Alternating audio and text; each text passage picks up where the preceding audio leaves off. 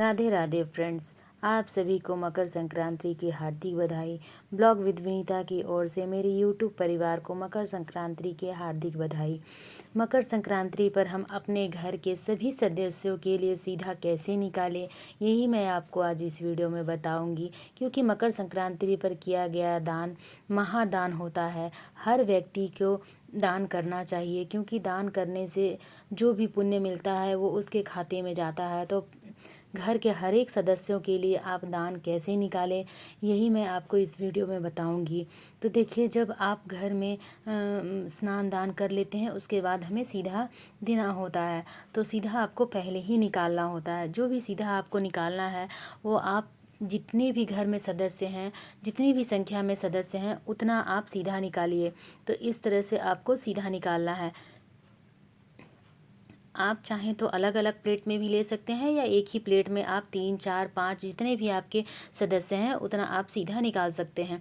क्योंकि सबको छूना अलग अलग ही होता है, इसलिए आप एक साथ सभी चीज़ें निकालेंगे तो जो पहले हाथ लगाएगा सब उसी के खाते में चला जाएगा।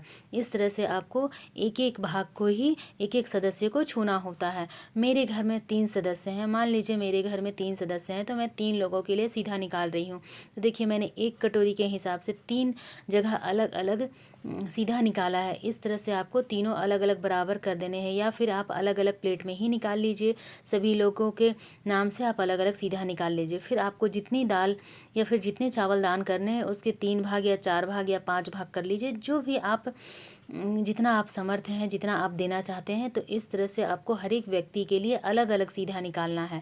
मकर संक्रांति पर जो भी लोग दान करते हैं उसका पुण्य सिर्फ उसके ही खाते में जाता है। ऐसा नहीं कि माँ बाप दान करेंगे तो बच्चों को मिल जाएगा, या फिर बच्चे करेंगे तो माँ बाप के पास है। ऐसा सभी लोगों को दान करना होता है। तो इस तरह से आप मकर संक्रांति का सीधा निकाल सकते हैं। अगर आप एक जगह 5 आलू निकालते हैं तो उसे 3 जगह पे अलग अलग ही कर लीजिए। तो इस तरह से आपको सीधा निकालनी होती है।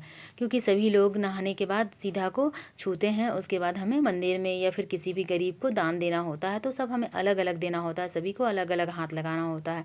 तो जितनी भी चीज़ें आप सीधा के लिए निकालते हैं उन सबको आप अपने घर के सदस्यों के अनुसार उतने भाग में बांट दीजिए।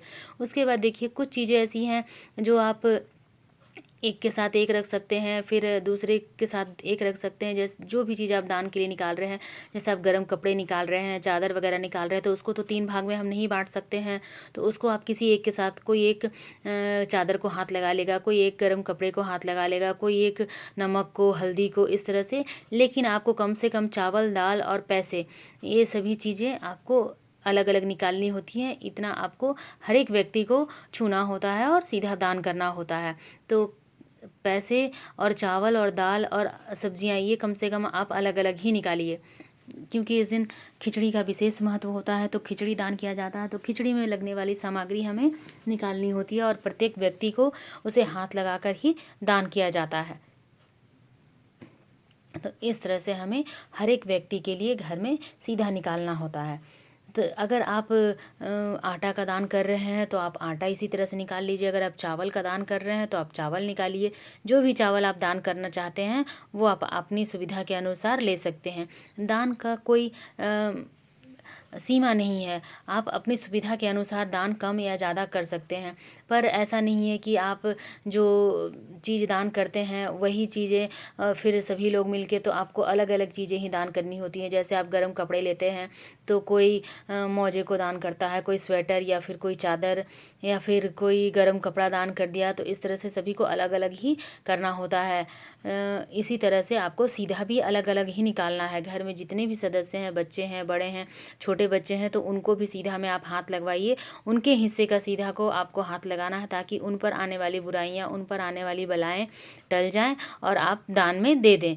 अगर आप किसी मंदिर में या फिर किसी ज़रूरतमंद को दान देते हैं तो फिर आप सभी चीज़ों को एक साथ करके, छूने के बाद, नहाने के बाद जब आप सीधा को हाथ लगाते हैं, उसके बाद सभी दाल को इकट्ठा कर लीजिए, सभी चावल को इकट्ठा कर लीजिए, आलू को इकट्ठा कर लीजिए अलग अलग प्लास्टिक में, या आप करके और दे सकते हैं, दान कर सकते हैं। लेकिन अगर आप ऐसी जगह पर रहते हैं जहां आपको दान देने में असमर्थ हैं, तो फिर आप चिड़ियों को दाना दे सकते हैं। मिक्सी में इसे ग्राइंड करके बना लीजिए पाउडर, चींटियों को दे दीजिए या फिर पक्षियों को खिला दीजिए। तो इस तरह से भी आप दान कर सकते हैं।